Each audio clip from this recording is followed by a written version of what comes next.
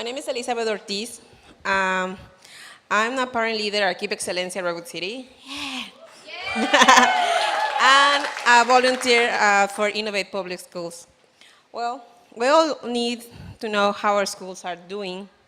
That's what the state of California created, the Academic Performance Index, or API, which was the system for evaluating schools for nearly 15 years.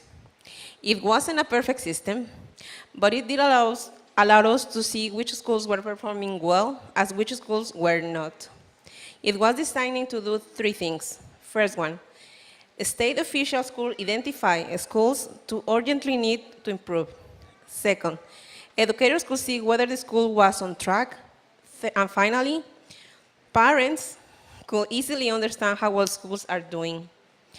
The state stopped publishing the API in 2013.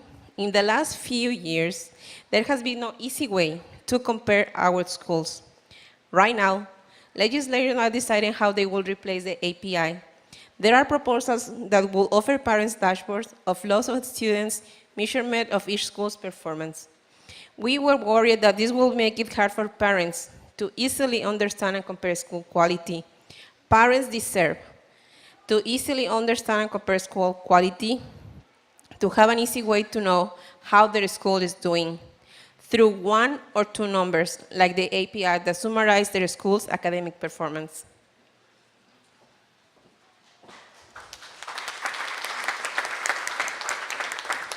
Good evening. My name is Jemima Agudelo, and I'm a proud parent leader at KIP Excelencia and an ardent volunteer for Innovate Public Schools. When I was growing up, my mom didn't know what school to send me to. As a new mom from Colombia, she assumed that all schools were the same. Because my mother picked a school blindly, she had no way of knowing that the low scores that school had. My mother did not know that the school wasn't making sure I was ready for college. My mother also didn't know that the lack of security in the school would easily lead to my bullying and my hospitalization after a terrible bullying incident. For 3 years, I was bullied, pushed around, and generally, I was ignored. The teachers did not teach us. They just had us read out of a book. My mother put me in a burning building without knowing it. My mom put me, the scores today show that this school is still not a good school. Now that I have children of my own, not knowing how well my son is being educated or how safe scares me. I wonder, where do I go to find this information? The way that I've chose schools in the past is by the after-school programs that are offered. However, even in the supposedly good school that I chose, getting access to a teacher administrator was a hassle. When I found out that a child in my son's school was injured under the supervision of a teacher, it was a wake-up call. I knew I had to change his school. Luckily, my friend let me know about KIP Excelencia in Redwood City, and I've known that the quality of the education there is very, very different.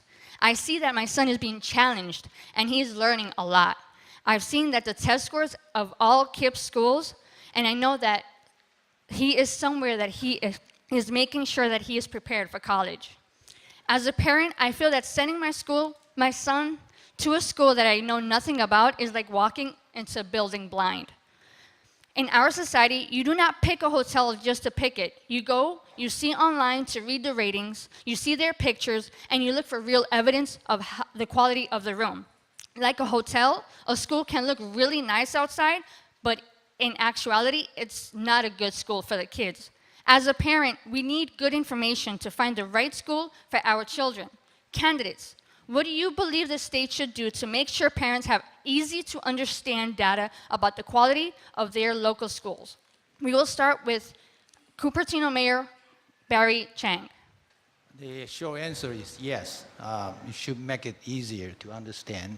And when you're talking about bully, I remember when I was in middle school, 3 years, because of malnutrition, I was small in comparison to other students. So I've been pushed around my classmates all the time. It's quite a few times. One time, 20 of them circled me, just pushed me around. Okay, so I went through that stage. So when my wife and I were involved in the school, so we make sure that the school had the system. API system is not perfect, but you should be able to, you can compare. So I would go back for it.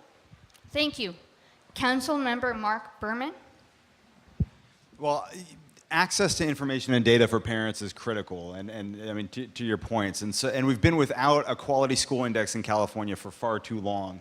I completely agree. Whatever quality index is created must, in the end, create either one number or at most two numbers index or a rating, so that so that parents can see how the schools that their children are slated to go to compare to schools in the region, and also so that that triggers certain choice opportunities for parents if schools are ranked in the bottom 5 or 10% in the state. So it's okay for there to be multiple factors. My time's up. It's okay for there to be multiple factors, but it must roll up into one or two at most. Thank you. Jay Carrera, please.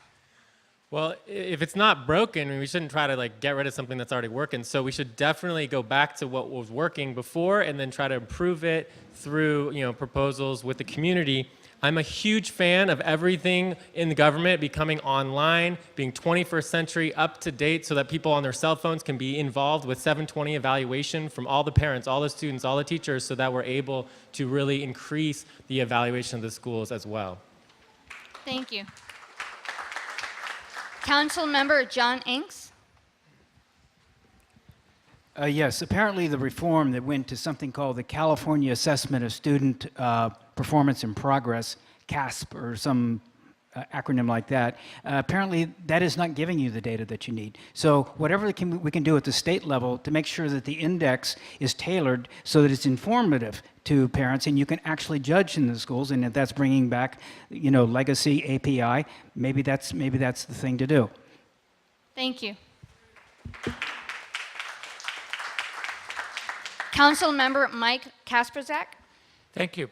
It's really embarrassing that a state that is the acknowledged leader in technology has not been able to come up with a way for parents and students to learn about the schools that they want to attend and to use the data to know that the teachers and that the students are learning what they should be learning and are progressing. And it's being open to new ideas, leaving everything on the table, and it's really about coming up with things. We have Yelp, we have all sorts of things online about rating everything. We should be able to rate our schools. Thank you. Menlo Park, Council Member Pito Antaki. So thank you. No question that we should bring back on an interim basis the API scoring system adjusted for the Common Core curriculum. That was the reason why it was put aside, was the transition of all our school curriculums to Common Core. We should be able to come up with API that fits that and do that quickly, because I completely agree. API was a great way for parents to be able to judge their schools. In addition, I would like to recommend that we do, in fact, what Mike mentioned, create a Yelp type system that you can rate teachers and schools and be able to have better data accessible to you as parents. Thank you. Salim Reddy. Hi.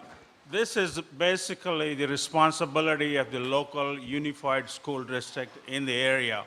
It isn't mine, it isn't yours. They need to give good data. In order to do this, actually all schools need to be about the same. Why should this school district have lower score, other school districts? So we need to get to that. So the other thing is, it's really the parent that needs to take the responsibility to find out what the teachers do, how they behave. I had my own experience with my children that the my kids needed to be moved to a different teacher because the way they were acting.